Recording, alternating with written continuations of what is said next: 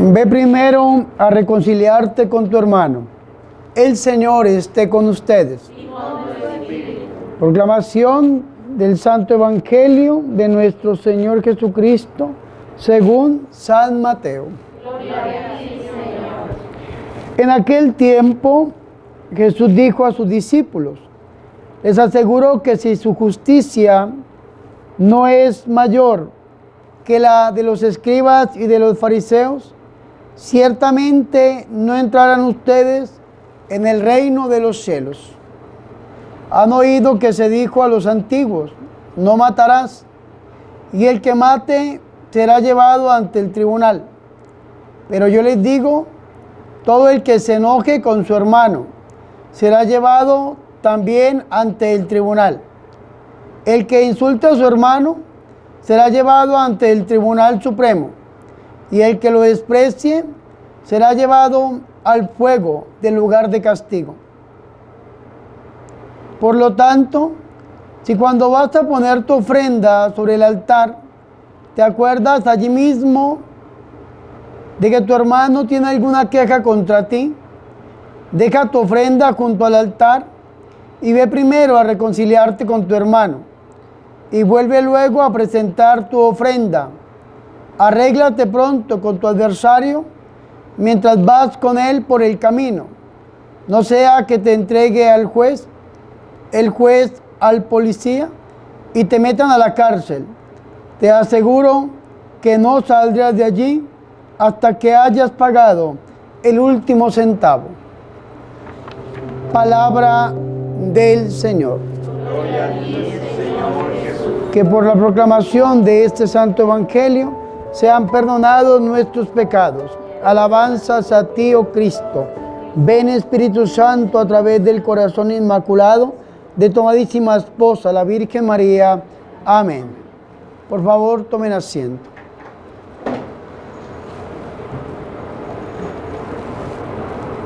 El hermano José Luis nos ha invitado para que compartamos un congreso aquí en Querétaro por sanación y liberación, y gracias al Señor Jesucristo pues este lugar va a estar muy lleno de gente, y pedimos al Señor que también esté lleno de muchas bendiciones, que los enfermos sanen, que los oprimidos liberen, que la gloria del Señor descienda sobre las personas y sobre los lugares. Y nosotros que hemos venido a servir a este retiro, pues nos preparamos espiritualmente a través de esta Santa Eucaristía. Esta Eucaristía la hemos decidido celebrar juntos en este lugar, pidiéndole al Señor Jesucristo que nos dé esa fuerza también para nosotros poder servir, como dice el Evangelio de San Lucas, en santidad y en justicia, en su presencia, todos nuestros días. Y para este viernes, que es primer viernes de Cuaresma, nosotros hemos escuchado unas lecturas muy bonitas.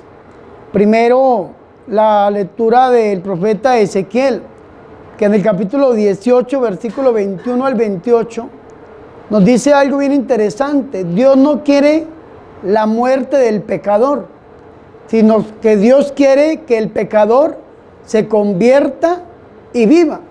Pero como dice Romanos, en el capítulo 10, pero ¿cómo se convertirán si no hay quien les predique? Si no hay quien les anuncie la palabra de Dios. Y después dice, he aquí, Señor, envíame a mí a hacer tu voluntad. Y nosotros hemos venido precisamente a eso, a hacer la voluntad del Señor, a predicar la palabra del Señor, a anunciar a un Dios vivo y resucitado, a pedirle al Señor, que tiene poder y que su misericordia es infinita, que extienda su mano sobre aquella persona que está viviendo tal vez en el pecado mortal, pero que no hay quien le predique.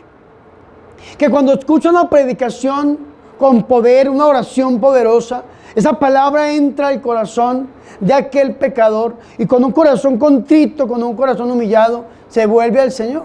O tal vez personas que no crean en Dios, que se hayan alejado totalmente del Señor o parcialmente del Señor, y que al ver una sanación, al ver una liberación, pues se conviertan al Señor y abandonen su mal camino. Lo hemos visto en muchas partes, sobre todo en Cajititlán, que es donde como que se congrega más gente.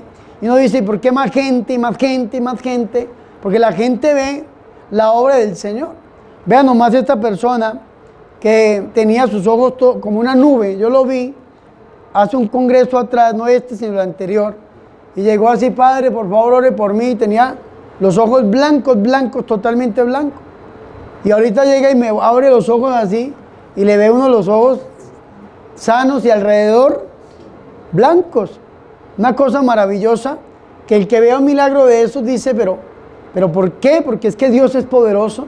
¿Y cuánta gente viene a encontrarse con el Señor? ¿Y por qué? Porque Dios no quiere que el pecador se pierda, sino que se convierta y viva. Pero aquí hay una balanza que nos da a nosotros el profeta Ezequiel, el pecador y el justo. Y dice, si el pecador deja su mal camino y se vuelve al Señor, pues sus pecados serán perdonados y será justificado.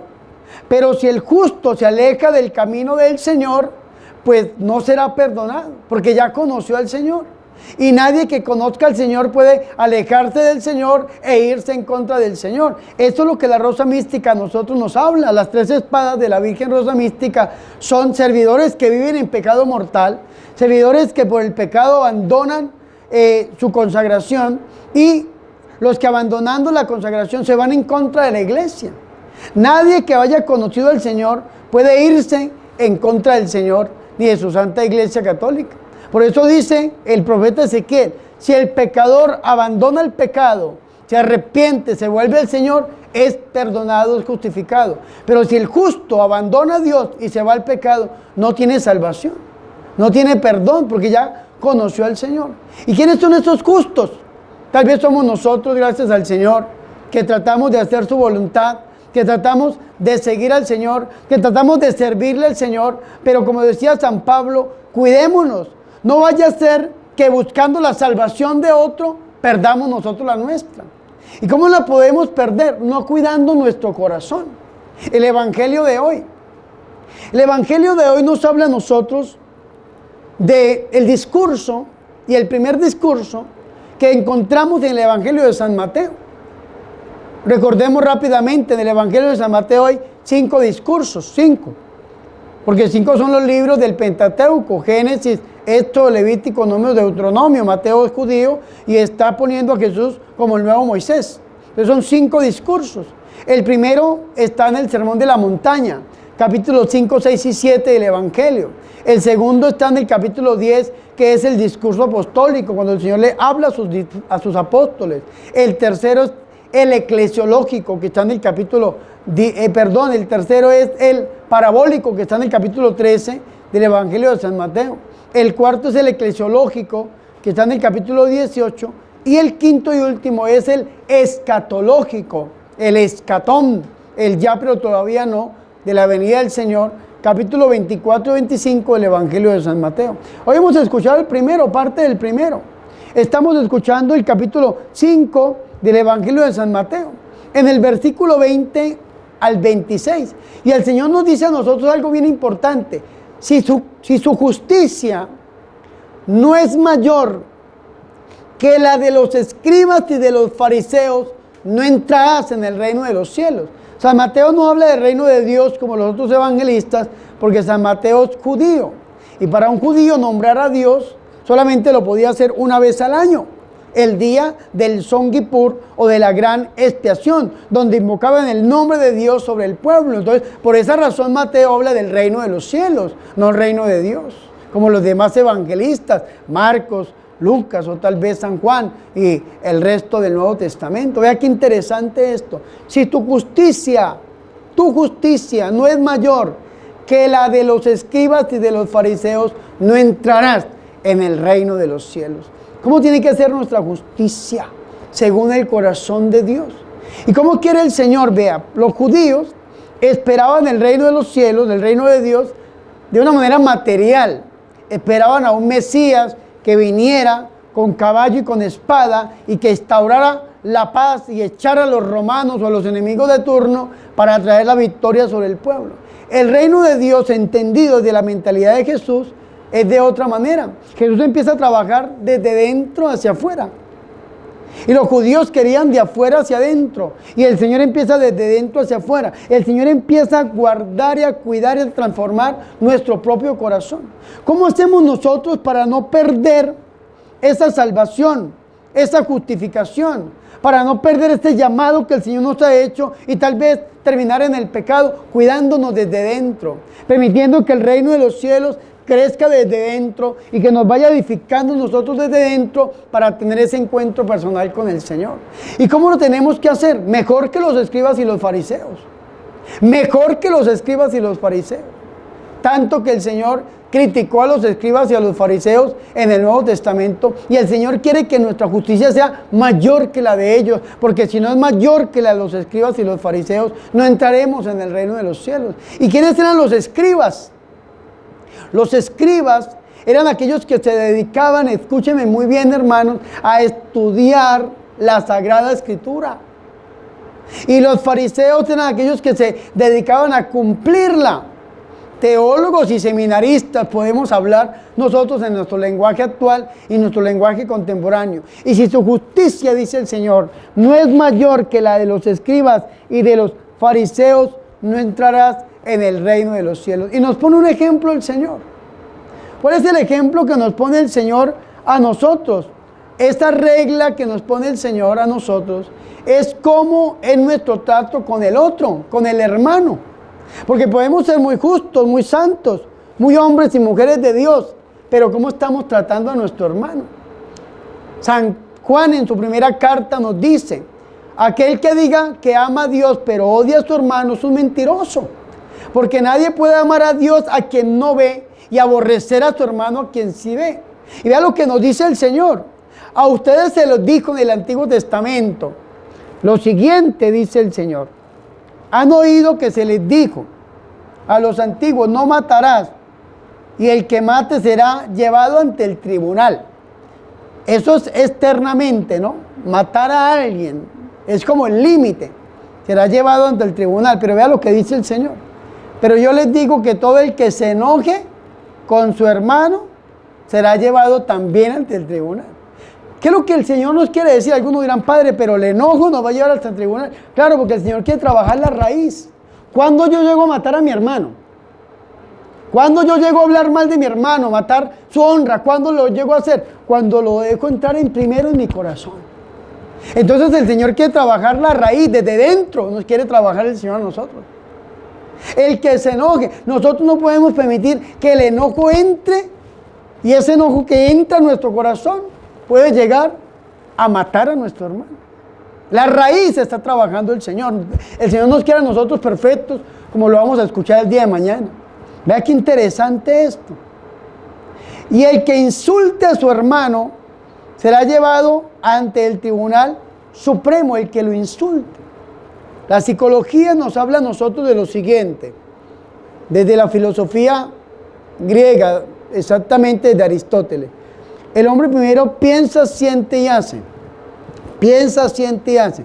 Si piensa mal, siente mal y obra mal. Si piensa bien, siente bien y obra bien. Eso es psicología. Ahora el Señor nos dice a nosotros, vea qué interesante esto. Primero que todo, el que se enoje con su hermano, primero un enojo. Eso inicia con algo dentro en el corazón. Se ha llevado ante el tribunal. Pero ¿cuál es lo segundo? Porque es que el sentimiento va gradual en aumento, y es lo que el Señor quiere que evitar en nosotros. ¿Qué es lo segundo que el Señor dice? El Señor dice que en que insulte a su hermano. Primero siente algo malo, se enoja con él y después lo insulta, se materializa, siente y actúa. Si usted siente mal, actúa mal. Si usted siente bien, actúa bien. Primero el que se enoje, segundo el que lo insulte, y tercero nos dice el Señor, el que lo desprecie, ya el que haga algo contra el hermano. ¿Por qué? Porque el sentimiento es gradual y en aumento. Es como el odio. El odio va creciendo como una espiral y va creciendo en aumento. Ojalá nosotros pudiéramos cumplir lo que nos va a decir a nosotros el capítulo 5 del Evangelio de San Mateo, la ley del talión. Ojo por ojo y diente por diente. Pero nosotros vamos al límite. usted me vio mal, yo sentí mal y yo actué mal y hablé de usted y usted escuchó que habló de mí y usted vino y me pegó, entonces me pegó un puño, yo le pego una patada, yo le pego un palazo, yo le pego un matazo y lo mato. Eso es lo que el Señor quiere que nosotros evitemos. Ese sentimiento que va creciendo gradual en aumento. ¿Y en dónde podemos acabar con ese sentimiento? En nuestro corazón. Santo Domingo Sabio decía, sentir no es pecado, el pecado está en consentir. ¿Y cómo hago yo como un hombre justo para perder ese llamado, esa justicia, esa justificación que me dio el Señor? Cuando dejo entrar sentimientos adversos a la misericordia de Dios en mi vida y en mi corazón. Y voy a terminar haciendo cosas que nunca pensé. Y a veces decimos, pero ¿cómo yo pude hablar mal de mi hermano de esta manera? ¿O cómo lo pude yo atacar de esta manera? ¿O cómo yo pude pecar de esta manera? Cuando usted primero dejó entrar en su corazón. Proverbios 4:23. Ante toda cosa guardada, guarda primero tu corazón. Porque si tú no amas a tu hermano, a quien ves, no puedes decir que amas a Dios a quien no ves. Y por eso el Señor dice, y continúa diciendo el Señor, si vas a poner tu ofrenda sobre el altar, pero recuerdas que tienes algo contra tu hermano, deja tu ofrenda a un lado del altar y ve y reconcíliate con tu hermano. Y después de que te reconcilies con tu hermano, ves y da tu ofrenda. La ofrenda que nosotros le damos a Dios es la muestra de nuestra cercanía con el Señor. Le damos a Dios porque lo amamos. Pero yo no puedo amar a Dios a quien no veo si odio a mi hermano a quien veo. Entonces, ve primero y reconcíliate con tu hermano. Y después de que te reconcilies con tu hermano, entonces deja tu ofrenda en el altar. Hay una canción que la cantan mucho los músicos católicos y dicen, ¿cómo puedes tú orar enojado con tu hermano? ¿Cómo puedes tú orar enojado con tu hermano? Dios no escucha tu oración, Dios no escucha tu oración si no estás reconciliado. Eso es el mensaje que Dios nos tiene a nosotros. Para que nosotros podamos entrar verdaderamente en esa presencia del Señor, en esa intimidad con el Señor, en ese servicio del Señor que vamos a prestar este fin de semana, tenemos que estar reconciliados con nuestro hermano. Porque si no lo hacemos, cuando nosotros partamos de este mundo y nos encontremos allá en la vida eterna, podemos estar jugando con nuestra propia salvación. Y es la última parte del Evangelio de hoy que nos habla del purgatorio. El Evangelio de hoy en la última parte nos habla del purgatorio. Vea lo que dice, vea. Arréglate pronto con tu adversario, con tu enemigo. Arréglate pronto. Mientras vas con él por el camino, vía crucis, el camino, vía, camino de la cruz, por el camino, nos dice a nosotros el Señor. No sea que te entregue al juez, el juez al policía y te metan a la cárcel. Arriba había hablado el Señor que el que desprecia a su hermano será llevado al fuego del lugar de castigo, el infierno, la gehenna.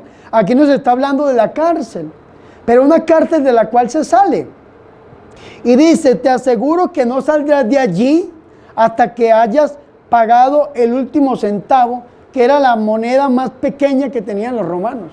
Hasta lo último. Entonces, ¿qué tenemos que hacer? Antes de encontrarnos allá, hermanos y hermanas, con este juicio, arreglémonos acá. Pidámonos perdón unos con otros, reconciliémonos y que no tengamos absolutamente nada malo en nuestro corazón para poder servir en santidad y en justicia en este retiro que nos regala nuestro Señor y Salvador Jesucristo. Que la Virgen María, Madre de Dios y Madre nuestra, ruegue por nosotros. Que la Virgen María nos enseñe qué es el verdadero perdón. Hay algunos biblistas, teólogos, que han hablado acerca del perdón desde la perspectiva de la Virgen María. Y lo podemos hablar desde una perspectiva muy humana. ¿Cuál es la perspectiva muy humana? A ver, aquí hay madres que tienen hijos y hijas, ¿cierto? Madres, mamá. Si su hijo, todo el mundo lo alaba y lo sigue y le dice como Pedro, Señor, moriré por ti. Pero en el momento de prueba de dificultad lo dejan solo, lo abandonan y lo matan solo, abandonado, después de que lo siguieron multitudes de gentes. Una mamá que siente en su corazón, mínimo siente tristeza, dolor, ¿no? Algunos teólogos que han hablado de la tristeza que sintió la Virgen María por el abandono de los discípulos. Pero vea qué interesante esto, la Virgen María llegó a la cruz del Señor sola. La acompañaba San Juan, María Magdalena, María la mujer de Cleofás y María la madre de Santiago. 4 personas, pero llegó solamente con el discípulo amado. El resto, todos los discípulos abandonaron al Señor. Pero si usted lee el siguiente libro, que es el Hechos de los Apóstoles, en el capítulo 1, versículo 14 y 15, va a encontrar que desde el versículo 12 da la lista de los apóstoles. Y dice el 14, que todos perseveraban en oración junto con María, la madre del Señor. ¿Y quién fue la que congregó a los apóstoles para que recibiesen el Espíritu Santo? Pues la Santísima Virgen María, que es madre de unidad y de perdón. Entonces la Virgen María nos enseña a nosotros, mis hermanos, a que no nos podemos dejar llevar por las adversidades de la vida y andar divididos, sino que a pesar de todo lo que se viva, tenemos que estar siempre en la unidad de los hijos de Dios. Aprendamos de nuestra madre. Y si algún hermano nos hizo algo, tenemos algo contra algún hermano, pensamos más de algún hermano, arreglémonos primero por el camino. No vaya sea que cuando partamos de este mundo tengamos que pagar hasta el último centavo. Que la Virgen María, Madre de Dios, ruegue e interceda por nosotros. Amén. Gloria al Padre, y al Hijo, y al Espíritu Santo.